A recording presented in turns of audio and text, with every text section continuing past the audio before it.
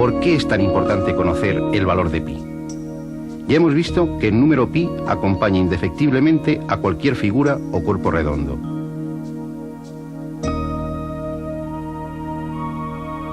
Para calcular cosas tan dispares como la masa de la Luna, o el material necesario para la construcción de un oleoducto, o la capacidad de los depósitos de combustible, o incluso la distancia de Madrid a Nueva York, necesitamos a pi.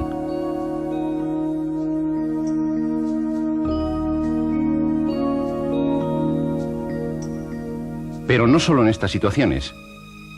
Sin la ayuda de pi, el Voyager jamás habría llegado a Júpiter y a Neptuno. En efecto, en el cálculo de las órbitas planetarias también está presente nuestro amigo pi. Cualquier estudio de una población grande de características tan distintas como estatura, edad, ingresos, años de estudios, cotización a Hacienda, se ajusta a una curva similar a esta, es decir, a una campana de Gauss. Pues bien, su área es la raíz cuadrada de pi. Pero pi, este extraño número, nos depara muchas más sorpresas. Estos son los números naturales, y estos son sus cuadrados: 1, 4, 9, 16, 25, 36... Si tomamos sus inversos, obtendremos fracciones cada vez más pequeñas.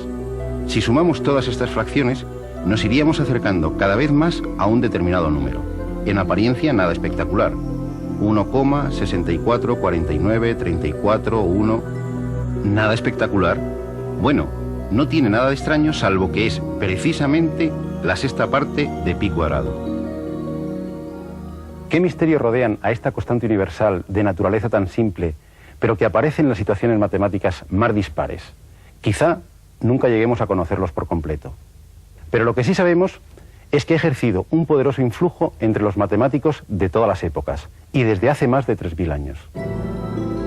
Desde que en 1761 Johann Heinrich Lambert presentase en la Academia de Berlín la primera demostración de que pi es un número irracional, sabemos que este número no se puede escribir como una fracción, es decir, que tiene infinitas cifras decimales que no se repiten periódicamente.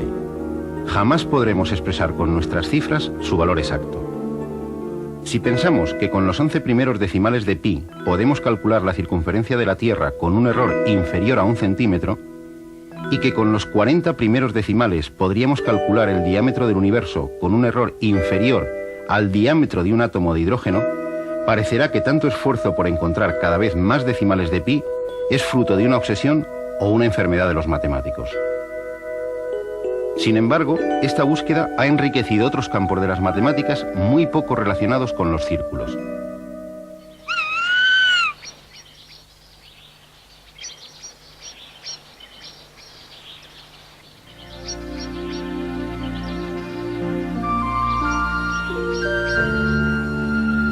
¿Qué tiene que ver el río Amazonas con el número pi?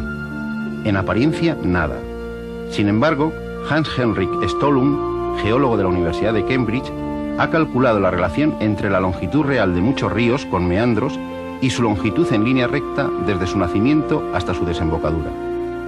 Esta proporción varía de un río a otro, pero su promedio es un número ligeramente mayor que 3. Lo realmente curioso es que en ríos como el Amazonas, el Mississippi y los grandes ríos siberianos, todos ellos de enorme longitud y pendiente suave, esta proporción es poco más de 3/14. Sospechosamente parecida al número pi. Pero vayamos al principio. En la Biblia aparece una de las primeras referencias, no muy afortunada, del valor de pi. En el libro de los Reyes se citan los utensilios que Salomón mandó construir para su templo, entre ellos un mar de fundición, un gran cuenco. Según el texto bíblico, hizo fundir un mar, 10 codos desde una orilla a la otra, completamente redondo, y su altura era de 5 codos, y con una cuerda de 30 codos lo rodeó. De la cita se deduce que asignaba a pi el valor de 3.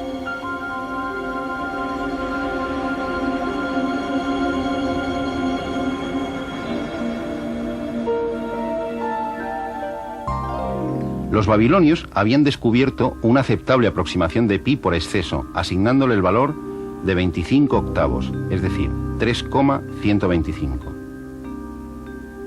Los egipcios, en 1650 a.C., según se puede leer en el papiro de Rin, le dieron el valor de 16 novenos elevado al cuadrado, es decir, 3,16.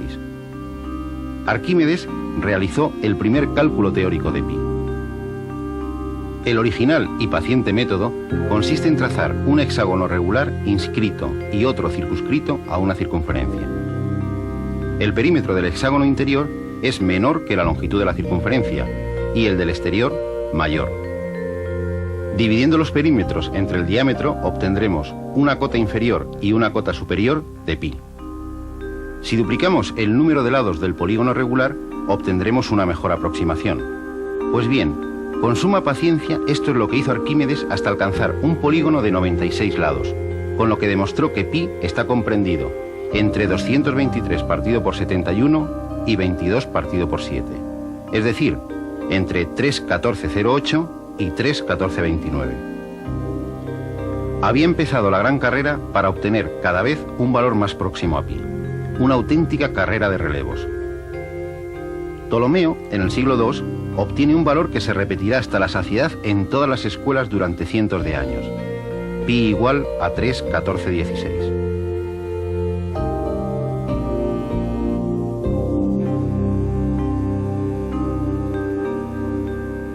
En China, en el siglo V, Chun Chi da el valor de 385 partido por 113, es decir, 3,141592. 7 cifras, no está mal.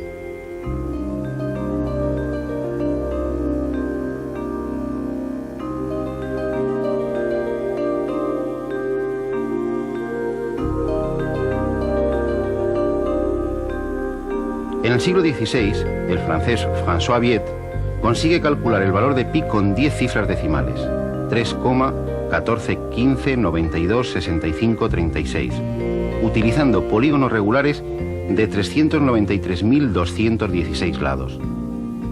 A finales de siglo toma el testigo el matemático Ludolf van Zeulen, que dedicó más de la mitad de su vida al cálculo de pi.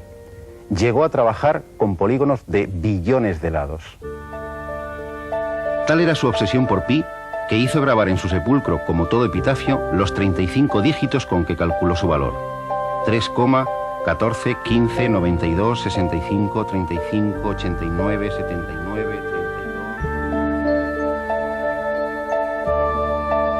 Con la aparición de las series infinitas, la tortura de los polígonos con millones de lados desaparece, aunque los cálculos para obtener buenas aproximaciones siguen siendo engorrosos.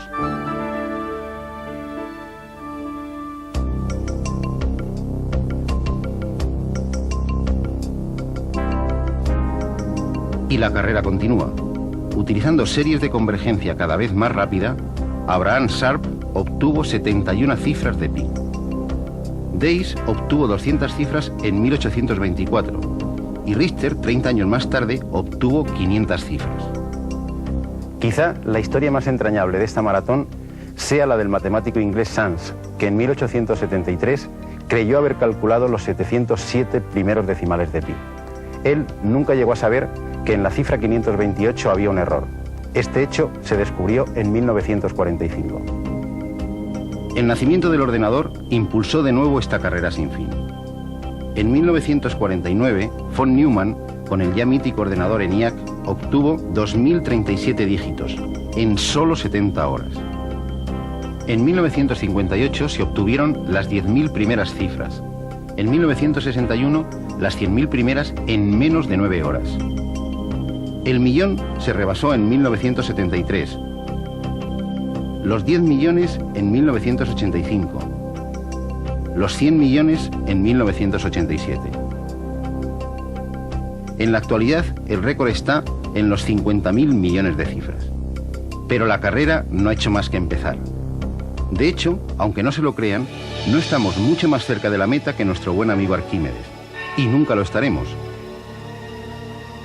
En fin, las bromas del infinito. Pero eso es otra historia.